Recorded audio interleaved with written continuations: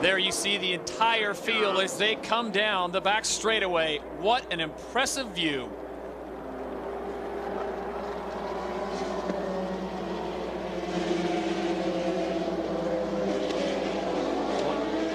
One of the key things here for Tony Kanaan, he wants to be the teammate right now that gets the first win from Michael Andretti here at Indianapolis. Back it up a little, 17. Back it up, 17.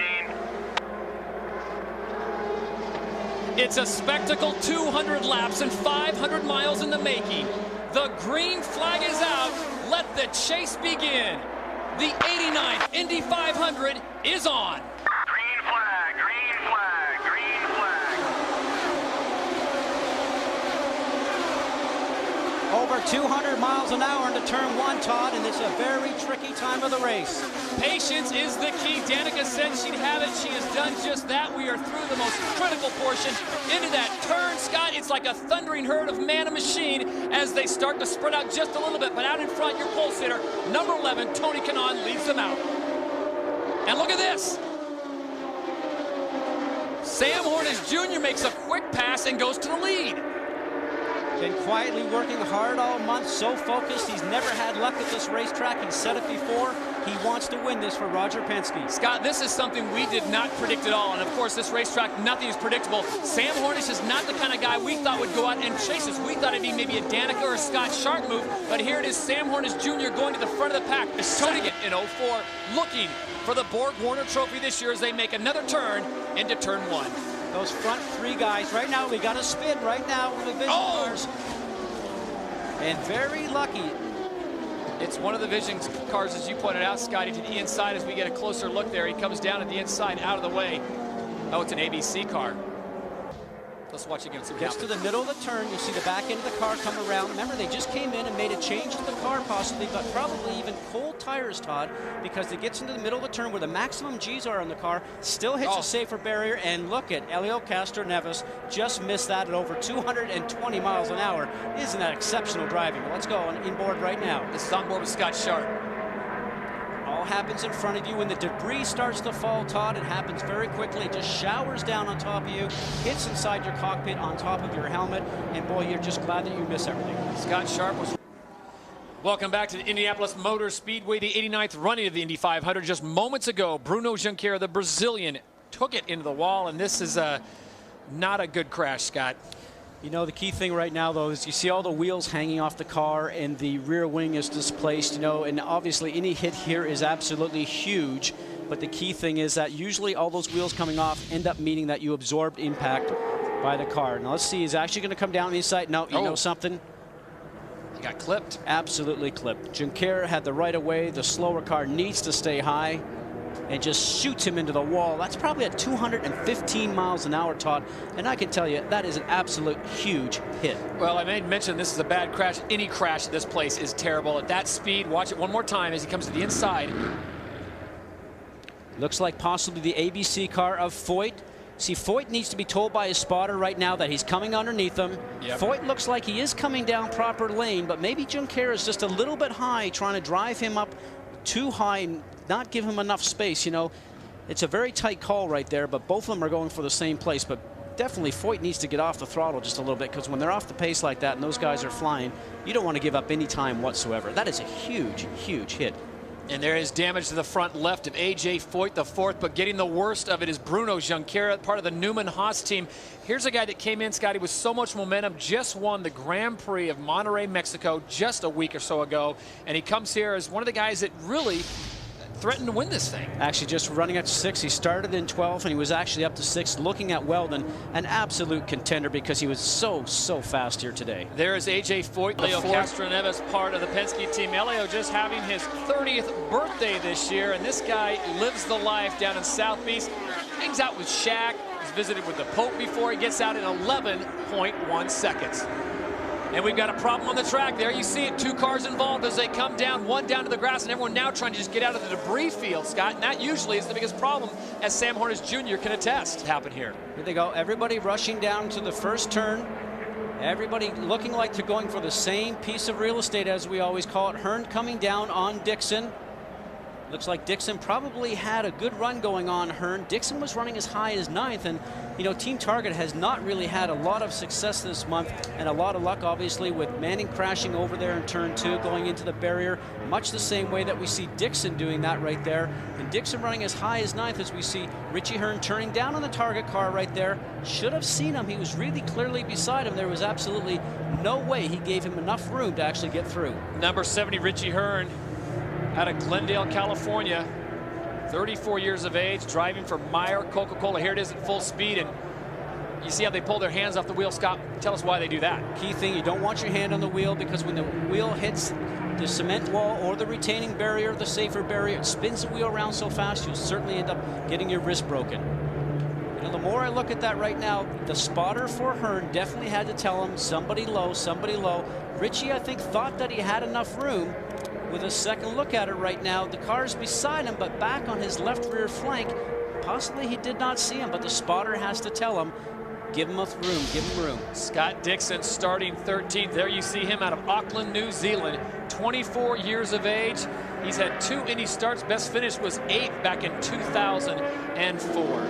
So the target along with Kanon right now, that's exactly what he's going to try and do. Get the draft of the car in front. Oh, no.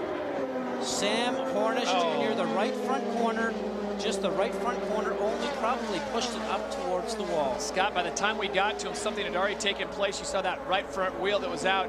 And Is he okay? Is he okay there? 4. So we see right now down below with Bourdais. Bourdais going to get a wiggle there because he's down the white line, pushes Sam up outside the groove.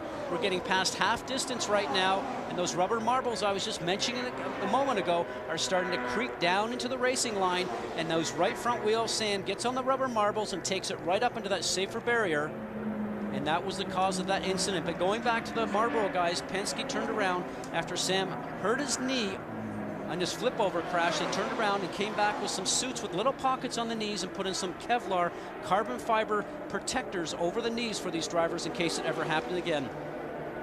So we see Sam Hornish's car going back into the wall. We're right along right now with Scott Sharp. See how far down low Sebastian Bourdais is. He comes up, gets a wiggle, and just turns around and takes out Sam Hornish. Which made the car push more and more. And just unfortunate for the Marlboro Team Penske crew. The guys have done an awesome job all month, and hopefully things will go a little bit better next year. Sam, we had some exciting battles at the front there. What does it feel like? Okay, and we have an exit. We're going to go back upstairs. Sam Hornish Jr. is okay. Guys? All right, thank you for that report, Jamie. A big crash under yellow, Scott. Looks like they were coming up to speed and 2 people touched, and it looks like right there Danica may have been involved. But as she comes through? No, that's the... that's the 44 of Jeff Bucknam. She's coming down pit road. All right, get in the first gear. Okay, she is missing part of her left front wing. So you'll notice right over there on the right-hand side, the very front of the car. Up. Middle of your screen, here's where it looks like people are trying to warp tires or something. Yeah, and that would be Danica that actually was trying to get on the throttle on the right-hand side of the top, it looks like, and get the car down on the lower side when she started to come across the track, actually. So cold tires, and here she is on the top side trying to go around the top of Scott Sharp. Gets on the gas, starts just to try to avoid him, and probably just starts to clip him with her nose. There you can see another shot of it. She's on the high side. There you go. It wiggles because she's on the power, the cold tires, turns around, and starts to take out about 3 or 4 cars, guys. That's just creating a lot of accident debris there in that situation. Here we go along with Thomas Schechter. Let's see what we can see on this one. There's Danica making her move on the right. You can see that she's wiggling already. And Thomas, boy, is he getting lucky on that? Well, maybe not so. There we go.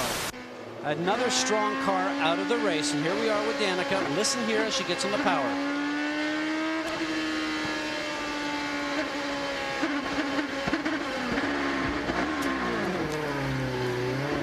Yep, that's cold tires usually on there after a situation like that. Did she get checked up, though, do you think? Because it looked like it caught her off guard when Scott Sharp started slowing down in front of her. Well, you know, Danica Patrick leads the 89th running of Indianapolis 500, but for how long? Dan Wheldon on the inside. He gets a run. Does he have enough? Oh! And there's a yellow flag coming out of. We have an incident taking place. Yellow. And how will this shake out? well, I'll tell you what, that yellow needed to be maybe a turn earlier, and Koski Masura right now looks like he has absolutely no brakes on that car. Now, Look how close this is. it goes by the line, the yard of bricks that we all feel when we go across them sitting in the car, and it's going to be just by a nose. Oh. Danny Wheldon, the car closest to our screen right there. As the guys have reported down the pitch, she could have dialed the fuel down even more, gone slower. There's Koski Matsura going into the wall. We certainly want to discount his incident. We want to make sure he's okay, but there it is. Just slides up high. Just out of the groove just a little bit. You see all the debris coming off the car right there, and here we go, back across the line. Sort of reminds me of my finish in 1992, actually. That's something we usually don't talk about with you in the booth. So Dan Wheldon has gone in front of Danica Patrick with just a few laps to go in the 89th running of the Indianapolis 500. By how much? By that much. Precious ounces of fuel in that car for Danica Patrick as she has slid back now to 4th place. Her shot may be over, but her story will certainly be told from days to come for what a tremendous performance by Danica Patrick as we check in with Dr. Jerry Punch. Guys, 2 words down here: fuel pressure, and they're watching it. They're not sure if she can make it, but they're crossing their fingers, and those are the 2 words everybody is saying: fuel pressure. And that fuel pressure comes from, Yellow, there we go. Turn 3, crash turn 3. Well, I think we might know the outcome of this one right now. There goes the white and the yellow at the same time. And Danny Wheldon, don't want to say who I picked there, Todd. I know, I got to give you credit. And it's not a Gilles de Ferrin. You didn't wait till the white flag to call it, but there's celebration right now in the Andretti Green Camp. Climb Tools and Jim Beam, the folks down there. 26, the number 26 has never won the Indianapolis 500 until this day in 2005. The yellow flag is out, the white flag is out. The final lap, they cannot change their positions. Dan Wheldon will lead them around, and there you see the frustration on the face of Danica Patrick's face. Vince Welch? Well, Dan Wheldon has won 4 of the first 5 races this season, but most importantly, he's won the Indianapolis 500. And Michael Andretti, you have won the Indianapolis 500. Congratulations. Wow, I'm still in shock. It's unbelievable. Dan drove a hell of a race. You know, the whole Jim Beam Klein Tools team did a great job. Honda giving us a great engine. It's just unbelievable. I know it's not as a driver, the one that you really wanted it as a driver, but can you just put it into words as an owner what this win means to the Andretti family? It's just incredible. It's such a great feeling. It's right now it feels as good as I think if I would have won it myself. Let's go upstairs, Todd. Thank you, Vince. Congratulations, Michael. The checkered flag is out in Indianapolis, and the pubs are open in the UK. Dan Wheldon has just won the Indianapolis 500.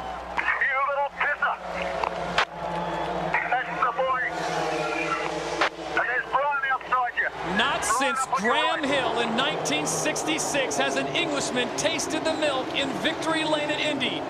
And that all goes away. The celebration has begun for Michael Andretti. Something he couldn't get as a driver, something his father did, the great Marco Andretti, and now Michael Andretti gets to taste the sweetest milk in the world. Your winner, Dan Wheldon, claims the 89th running of the Indianapolis 500.